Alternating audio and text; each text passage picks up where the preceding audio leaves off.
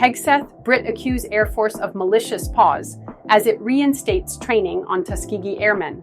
The Air Force has resumed a course on the first Black pilots unit that was temporarily yanked in what officials claim was an effort to ensure compliance with President Donald Trump's executive order banning DEI in the federal government. Following backlash from legislators and even the new Defense Secretary Pete Hegseth, the Air Force claimed reports it had yanked a course teaching new recruits about the 15,000 Black pilots, mechanics, and cooks in the segregated Army of World War II, known as the Tuskegee Airmen, were inaccurate.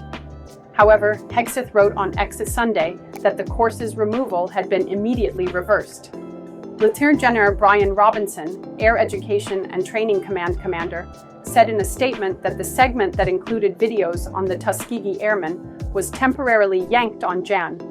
23 because a section of it that included DEI material was directed to be removed. A video on the Women Air Force Service Pilots, WASP, a paramilitary group of female pilots in World War II, was also temporarily removed. We believe this adjustment to curriculum to be fully aligned with the direction given in the DEI executive order, he said. No curriculum or content highlighting the honor and valor of the Tuskegee Airmen or Women Air Force Service pilots has been removed from basic military training. No airmen or guardians will miss this block of instruction due to the revision. However, one group of trainees had the training delayed. The revised training, which focuses on the documented historic legacy and decorated valor with which these units and airmen fought for our nation in World War II and beyond, will continue on 27 January. General David Alvin, Air Force Chief of Staff, explained further, "Allow me to clearly dispel a rumor. While we are currently reviewing all training courses to ensure compliance with the executive orders, no curriculum or content highlighting the honor and valor of the Tuskegee Airmen or Women Air Force Service pilots has been removed from basic military training. From day one, I directed our Air Force to implement all directives outlined in the executive orders issued by the President swiftly and professionally. No equivocation, no slow rolling, no foot dragging. When policies change, it is everyone's responsibility to be diligent and ensure all remnants of the outdated policies are appropriately removed and the new ones are clearly put in place," he went on in a statement.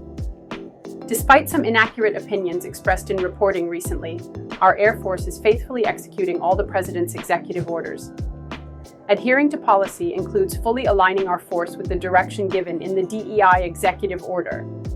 Disguising and renaming are not compliance, and I've made this clear. If there are instances of less than full compliance, we will hold those responsible accountable. Before the Air Force announced it would resume training on the airmen on Monday, Senator Katie Britt, R.A.L.A., had accused it of malicious compliance. I have no doubt Secretary Hegseth will correct and get to the bottom of the malicious compliance we've seen in recent days. President Trump celebrated and honored the Tuskegee Airmen during his first term, she said. "Amen. We're all over it, Senator. This will not stand," Hegseth echoed. WASP were vital to ferrying warplanes throughout World War II. The Tuskegee Airmen, an active fighter unit from 1940 to 1952, were the first soldiers who flew during World War II. The group destroyed more than 100 German aircraft. The nation's armed forces were not desegregated until 1948, under an executive order from then-President Harry Truman.